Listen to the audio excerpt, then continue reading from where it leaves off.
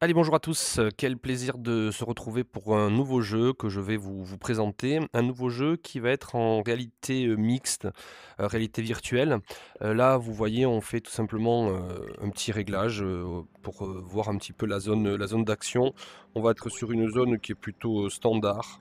Voilà, donc pas très grande. Hop, une fois qu'on a validé tout ça, eh bien le jeu, peut commencer. C'est très, très important de bien, régler, cette zone-là, pour la suite, du jeu, pour être dans un confort, optimal. Home Sport en fait se présente comment? Vous avez donc du coup une zone de jeu que vous voyez donc qui est devant, on peut s'approcher, c'est vraiment bien fait et vous avez la zone dans laquelle vous êtes. Donc là, je suis dans un salon, vous avez un canapé et cetera et toute la partie devant, donc c'est la zone de jeu. Vous pouvez jouer en carrière multijoueur, ce qui va nous intéresser c'est la partie solo et donc du coup le choix des sports. Donc vous avez le pickleball, le bowling, le badminton, le mini-golf et le hockey. On va s'attarder donc sur, pickleball en particulier, mini-golf et hockey. L'avantage de ces jeux, c'est qu'on peut donc faire des exercices, on peut faire de l'entraînement, mais on peut faire également des matchs face à des IA qui sont de très grande qualité. L'avantage également, lorsque vous faites des animations, c'est de toujours être maître du temps. Et l'avantage de ces mini-jeux, c'est que vous pouvez tout simplement essayer de faire en sorte que les jeux ne durent pas non plus trop longtemps. Donc par exemple, point par set, vous voyez, on peut tout simplement mettre 21 ou 5 points par exemple, nombre de sets, un set. Donc ça veut dire qu'il y a 5 points, le premier arrivé à 5 points, il a gagné. Donc là, ça veut dire qu'on va pouvoir jouer très rapidement face à une IA qui, je vous le rappelle, est de très grande qualité. Les IA, même en mode facile, franchement, font du très très bon travail. Vous allez voir la qualité de l'IA. Donc là, en fait, ce qu'il faut faire, c'est prendre la balle, par exemple, et rester dans sa zone de jeu, et essayer de l'envoyer dans la zone adverse sans sortir des limites. Et vous voyez, l'IA répond parfaitement bien. Lorsque elle sert, il va falloir attendre que la balle rebondisse. Et ensuite, vous pouvez la prendre bien sûr en volée pour essayer donc de la surprendre. Et vous voyez, l'IA répond très très bien et c'est vraiment pas si simple que ça que de marquer des points. On va essayer d'aller jusqu'à la fin de ce petit jeu en espérant que je vais gagner, c'est pas sûr. Hein. Pour être totalement transparent, il y a eu des fois où je me suis fait battre. Là pour l'instant, 2-1 pour moi. Mais vous voyez, le jeu est vraiment très sympa. Et alors, ce qui est très très sympa aussi, c'est le côté à côté de moi, je vois la vraie vie et en face, je vois effectivement le monde virtuel. Et donc, en animation, on pourra avoir donc des personnes qui pourront regarder ce que vous êtes en train de faire et du coup, vous les verrez. C'est, on va dire, une sorte de réalité mixte de très grande qualité et qui permet donc aux personnes d'être là et de voir un petit peu ce qui est en train de se passer. C'est pareil pour tous les jeux, c'est pareil donc pour le golf, c'est pareil pour le bowling, c'est pareil pour le hockey. Et il y a un côté donc immersif, mais pas que. Ouais, c'est serré hein, quand je vous dis que c'est pas si simple que ça de jouer contre cette IA, même en niveau facile. Donc il faut vraiment voir un côté qualitatif de ce jeu qui, qui respecte parfaitement euh, la qualité du jeu et on n'a pas une IA voilà, complètement éteinte, on va dire, ou vraiment très très mal configurée. Là, il y a vraiment un côté très sympa de cette IA.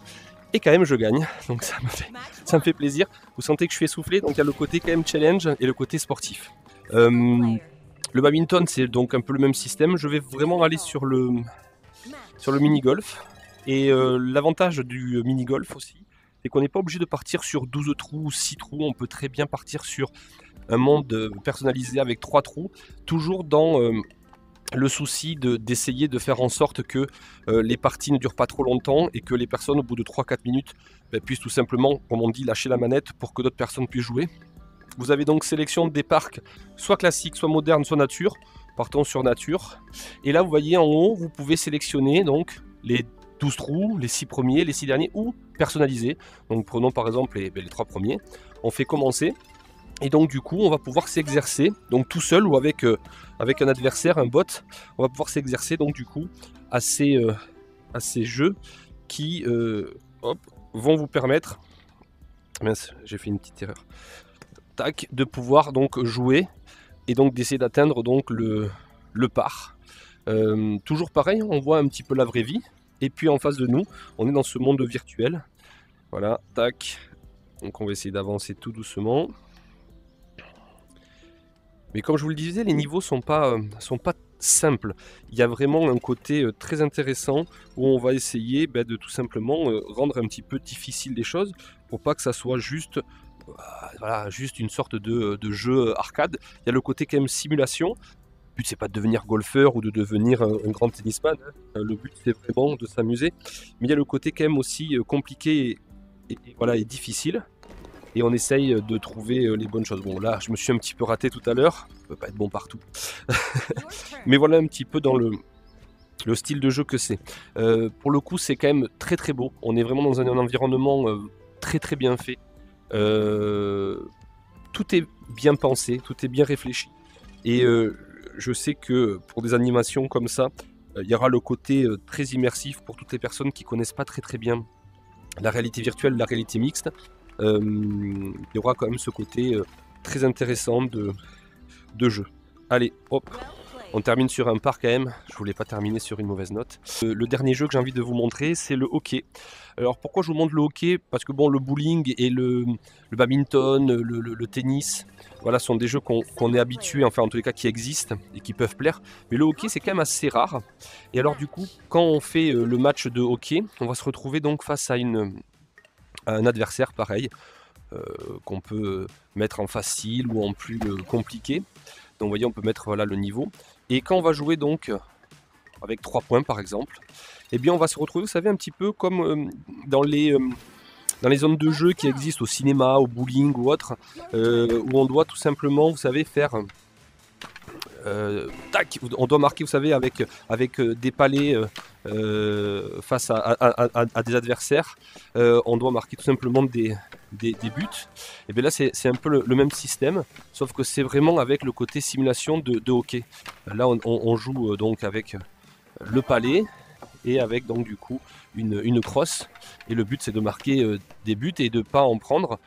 Le jeu est vraiment très bien fait et donc du coup voilà, il faut pas qu'il marque juste ici et voilà, et moi donc du coup là je viens de gagner. Vous voyez, le jeu en lui-même n'a pas duré très longtemps et l'avantage c'est que donc du coup on peut comme ça faire du scoring, on peut jouer sur des événements sans forcément monopoliser les casques de réalité virtuelle pendant de longues et très longues minutes.